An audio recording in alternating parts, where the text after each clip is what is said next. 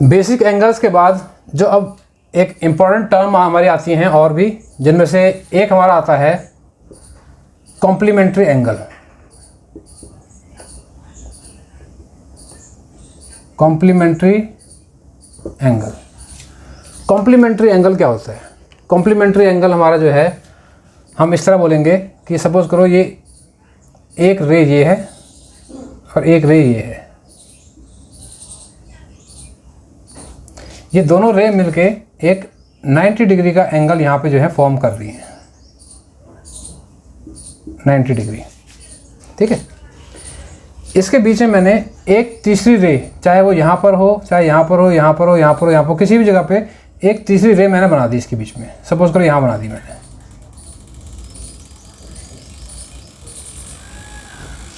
दो रेस के बीच में एक तीसरी रे मैंने जो है बना दी। ये रे कहीं भी बन सकती थी, ये रे यहाँ भी बन सकती थी, यहाँ बन सकती थी, यहाँ बना लो, यहाँ बना लो, कहीं भी बन सकती थी। तो कॉम्प्लीमेंट्री एंगल हमने किसको बोला? अब मैं क्या कहूँगा कि यहाँ पे दो एंगल एक तरह से फॉर्म हो चुके हैं। दो एंगल कौन से? अब मैं इसको नाम देता हूँ पहले जो है, इसको मैं देता हूँ ओ, क्योंकि ये सभी रेज का ओरिजिन है, तो मैं ओ से कहता हूँ उसको जो है। पहली रे को ओ ए कहता हूँ, दूसरी रे को ओ बी कहता हूँ, तीसरी को ओ सी कहता हूँ। ये 3 रेज हैं, ठीक है। अब इसमें क्या है, एक एंगल हमारा जो है ए ओ बी यहाँ पे फॉर्म हो रहा है, ठीक है। कौन सा है ये एंगल? ए ओ बी, या इसको मैं कोई नाम दे सकता हूँ, मैं इसको कह सकता हूँ एंगल आर। इसको मैं एंगल आर नाम दे दिया, तो angle A O B is equal to angle R. ये एंगल आर ही है जिसका मैं नाम जो है ए ओ बी से लिखा हुआ है, ये एंगल आर ही है, ठीक है। तो एक एंगल ये बन गया, एक एंगल हमारा यहाँ पे बन गया, इसको नाम देते हैं एम, एंगल एम, या फिर कह सकते हैं एंगल बी ओ सी, एंगल बी ओ सी कह सकते हैं, या फिर कह सकते हैं एंगल एम, ठीक है। तो इस फिगर में इस समय जो है एंगल आर और एंगल एम जो हैं, ये आपस में क्या बोलेंगे इनको? ये जो है कॉम्प्लीमेंट्री एंगल्स हैं। क्यों बोलेंगे ऐसा?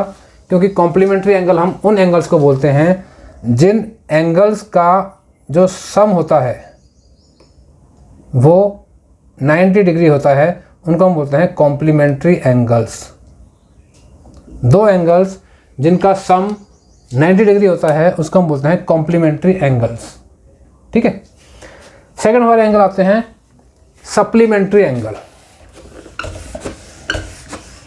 अगला हमारा क्या है? Supplementary angle.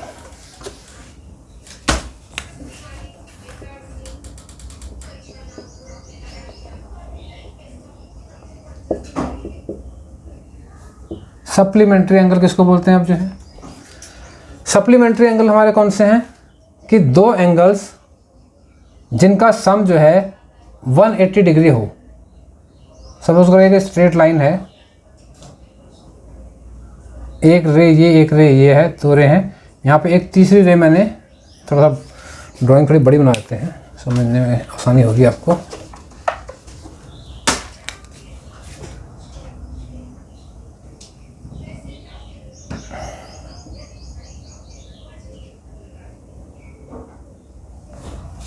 ठीक, ये रे यहाँ भी हो सकती है, इस रे को मैं चलो एकदम स्ट्रेट ना बना के ऐसे दिखाता हूँ।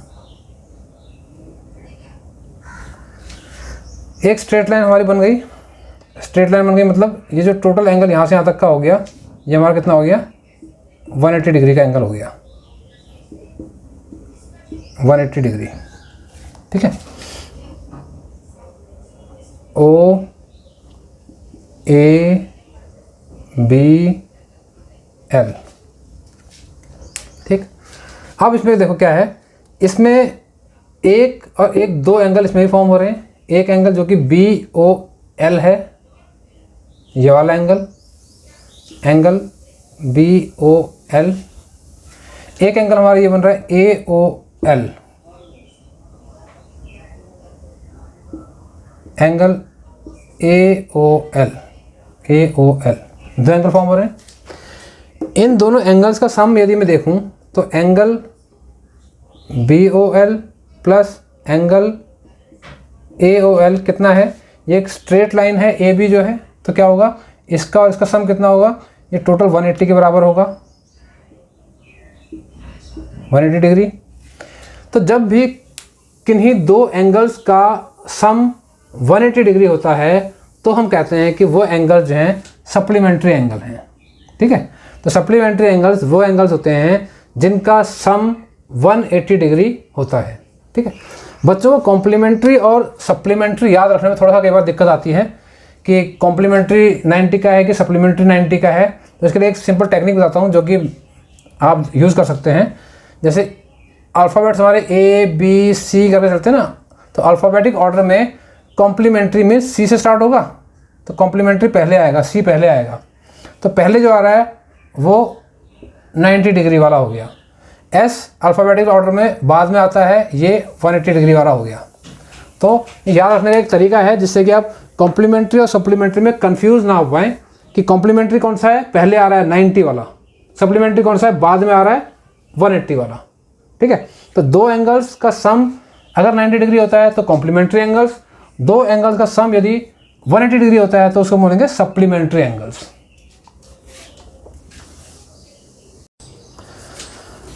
नेक्स्ट जो हमारा एंगल है, नेक्स्ट एंगल हमारा है supplementary angle, sorry linear pair angle.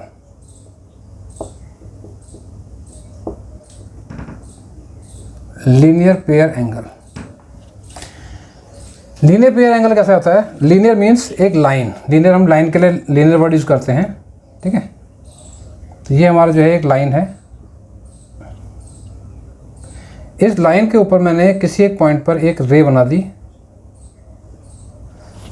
और अब जो है इस पे एक एंगल ये फॉर्म हो रहा है और एक एंगल इस लाइन के इस रे के इस साइड फॉर्म हो रहा है। दो एंगल फॉर्म हो गए, एंगल ए, एंगल बी। इस तरह के जो एंगल होते हैं इनको हम कहते हैं लीनियर पेयर एंगल। क्यों कहते हैं? इसका रीज़न क्या है? इसका है कि एक तो इन दोनों एंगल्स की जो रेज होती हैं उनका जो है एक रे जो होती है इनकी मीन्स जिसको हम आर्म कहते हैं, इसका जो है दोनों एंगल्स की एक आर्म कॉमन होती है। जैसे कि ये ओरिजिन लेते हैं, इसको ए बोलते हैं, इसको बी बोलते हैं, इसको सी बोल लेते हैं। तो ये जो एंगल ए बन रहा है, एंगल ए कहाँ बन रहा है? एंगल ए कहाँ बन रहा है हमारा? एंगल ए हमारा है सी ओ बी या बी ओ सी, ऐसे कह लो इसको जो है। तो ये हमारा क्या है? एंगल बी ओ सी, बी ओ सी। ठीक है, तो ये किस आर्म से बना? इसमें रे रहेगी ए ओ बी रे और ओ सी रे से मिलके बना ये। ठीक है, ये बना एक तो ओ बी रे से मिलके बना और एक ओ सी रे से मिलके बना है। एंगल बी किससे मिलके बना है? एंगल बी मिलके बना है, ये एंगल है हमारा कौन सा? ए ओ सी। एंगल ए ओ सी है ये। कौन कौन सी रे इसमें यूज़ हुई हैं? इसमें रे यूज़ हुई है ओ ए एंड ओ सी, ओ सी। ठीक है, तो एंगल ए और एंगल बी में एक रे कॉमन है, ओ सी। तो लीनियर पेयर एंगल की एक विशेषता ये होती है कि इनकी एक आर्म जो होती है, एक आर्म दोनों की कॉमन होती है।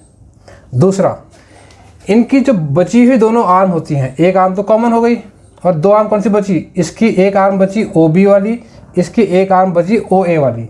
बची हुई जो दो आर्म्स होती हैं वो एक स्ट्रेट लाइन पर लाई करती हैं। ठीक है, तो रिमेनिंग आर्म्स इनकी क्या होंगी? एक स्ट्रेट लाइन पर लाई करती हैं। ठीक, ये दो विशेषताएं हो गई किसकी? लीनियर पेयर एंगल की। एक तीसरी बात इसकी कि angle A plus angle B is equal to 180 degree होगा। ठीक है, ऑब्वियसली बात है, जब ये एक स्ट्रेट लाइन पे इसकी दोनों आर्म लाई कर रही हैं, बची हुई आर्म्स, तो ये एंगल टोटल जो कि बनता है, ये टोटल एंगल कितना है? 180 का है। तो इसका मतलब इसका angle A plus angle B का जो सम होगा वो 180 बनेगा ही बनेगा। ठीक है, दूसरी इंपॉर्टेंट चीज़ इसमें समझने वाली ये है कि लीनियर पेयर एंगल को कई बार बच्चे कंफ्यूज हो जाते हैं किससे? सप्लीमेंट्री एंगल से।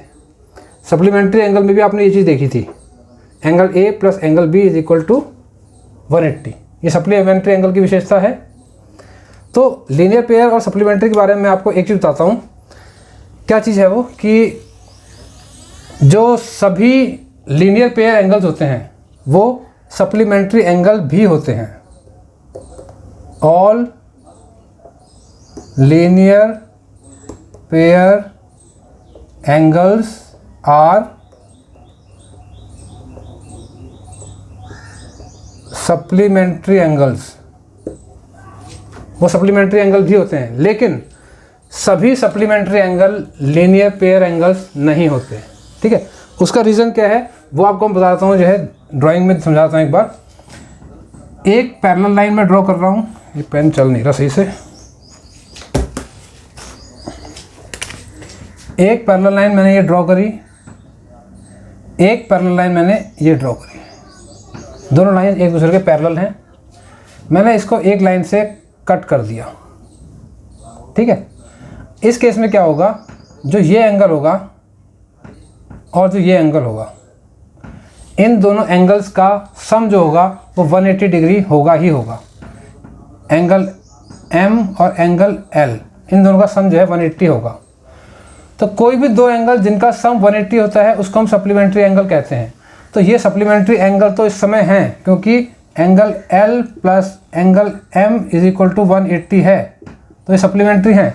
लेकिन ये लीनियर पेयर एंगल नहीं हैं, क्योंकि इनकी जो आर्म कोई भी कॉमन नहीं है, इनकी कोई भी आर्म कॉमन नहीं है। तो लीनियर पेयर एंगल की विशेषता होती है कि उनकी जो है एक आर्म कॉमन होती है और बची हुई दो आर्म जो होती हैं वो एक लाइन फॉर्म कर रही होती हैं या एक लाइन पर लाई करती हैं। ठीक है, तो ये सप्लीमेंट्री एंगल और लीनियर पेयर एंगल में ये थोड़ा सा बेसिक फ़र्क है।